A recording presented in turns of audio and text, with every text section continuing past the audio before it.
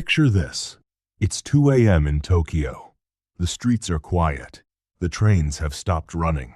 And yet, on nearly every corner, a soft glow cuts through the dark, warm, steady, and completely unhurried. You step inside. The air conditioning hums at exactly the right temperature. Rows of onigiri, hot foods, fresh sandwiches, and perfectly packaged meals line the shelves. A staff member bows slightly without looking up. In 60 seconds, you have paid, received your receipt, and walked back into the night. No one found this unusual. No one even looked up. This is the Japanese convenience store, and to most visitors, it feels like a miracle. But to the people who live inside this system every single day, it is something else entirely. For most foreigners, discovering Japan's convenience stores known as Konbini is one of the great surprises of travel. They arrive expecting something like a 7-Eleven back home. Flickering lights, stale hot dogs rolling on metal rods, a bored cashier behind scratched glass. What they find instead stops them cold. Matcha soft serve, steamed nikuman buns, hot coffee from a machine that grinds fresh beans, ATMs that work internationally, bills you can pay, packages you can send, print documents in crisp clarity. The internet is full of videos tourists filming themselves walking the aisles in quiet disbelief, holding up sandwiches and saying, "This is from a convenience store."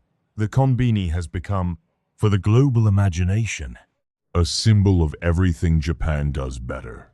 Clean, efficient, perfect. A small utopia available 24 hours a day.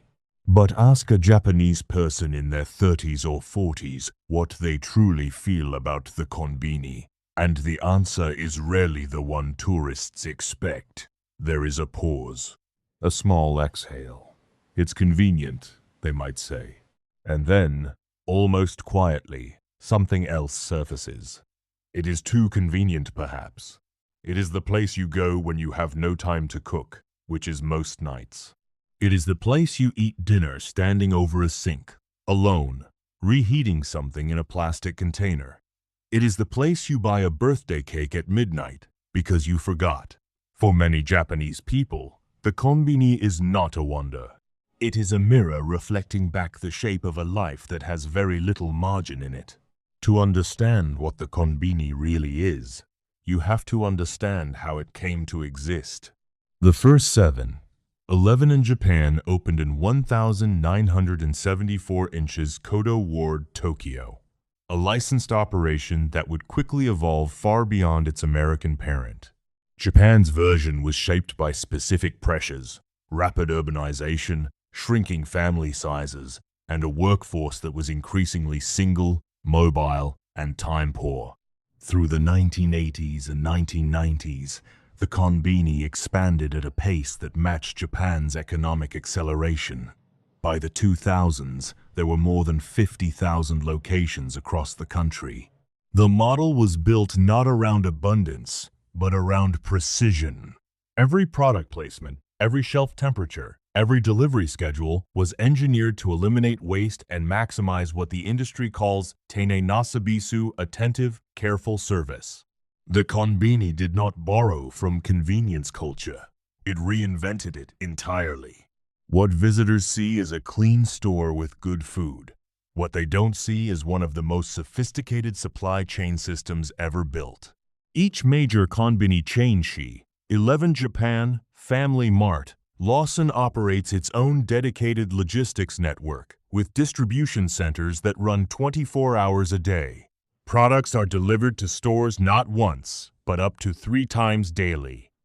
A rice ball made at Loka may be pulled from shelves by GT. If it hasn't sold, replaced by a fresh batch timed precisely to the lunchtime rush. The inventory system tracks sales in real time, adjusting orders based on weather forecasts, local events, and even neighborhood demographics. During the first civilian supply chains, konbini logistics networks were among the first civilian supply chains to restore operations reaching affected areas before many government relief systems could. The shelf is not just a shelf. It is the visible surface of an invisible machine. Beneath that invisible machine are people. The Konbini workforce is one of Japan's most quietly strained labor pools. A large portion of staff are part-time workers or rubaito, often students, elderly workers, or foreign residents on tight visa schedules. Franchise owners, many of whom are individuals or families who took out significant loans to open a single store, are contractually bound to remain open 24 hours a day, 7 days a year.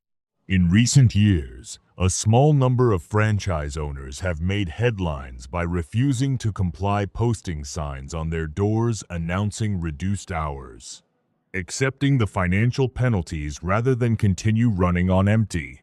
Their rebellion was quiet, tired, and deeply Japanese in its understatement. The niche-hour model, long treated as non-negotiable, has begun to show its seams. Look closely at who is in a konbini at midnight. It is rarely tourists. It is a salaryman in a wrinkled suit, buying canned coffee and aspirin.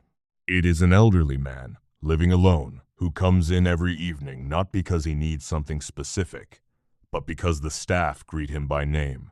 It is a young woman working a second shift who has 12 minutes between jobs and needs something, anything that feels like a meal.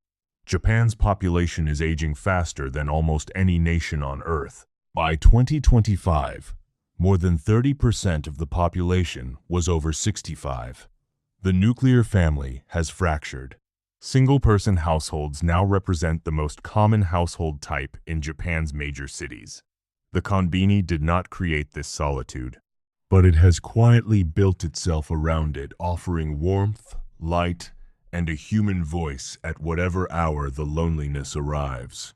Here is the gap. The tourist sees a wonderland. The resident sees a utility. Both are true, and neither is the whole picture. The konbini is extraordinary in its execution. The food is better. The service is more consistent. The infrastructure is more sophisticated than anything comparable in the West. But it is extraordinary precisely because the society that built it is under extraordinary pressure. The konbini is not a luxury, it is a load-bearing wall. It exists because people have less time, less family support, and less margin than perhaps any previous generation of Japanese adults. Its perfection is not incidental, it is a direct response to exhaustion. To understand the konbini fully is to understand that the most efficient systems in the world are often the ones built to absorb the most strain. And yet, something is shifting. Facing labor shortages and franchise owner burnout, several major chains have begun piloting reduced hours at select locations. Automated checkout systems, long resisted in a culture that values human service, are now being quietly installed across thousands of stores. Some locations have introduced self-ordering kiosks, robot-stocked shelves, and camera-based inventory systems that can predict a stock shortage before a human manager even notices. The government, under pressure from a shrinking workforce, has begun nudging the industry towards sustainability. The konbini is adapting not dramatically, not loudly, but in the careful, incremental way that Japan tends to adapt to things that cannot stay the same. So the next time you find yourself standing in the glow of a konbini at 2 a.m., holding a perfect triangle of rice wrapped in crisp seaweed, marveling at how something this good exists at this hour in this country, let yourself hold both things at once. The wonder is real. The system behind it is real. And somewhere between the tourist's amazement and the salaryman's exhaustion is the actual Japan, practical, pressured, and quietly extraordinary. The light stays on all night. It always has. The question worth asking is not how, but why, and what it costs to keep burning.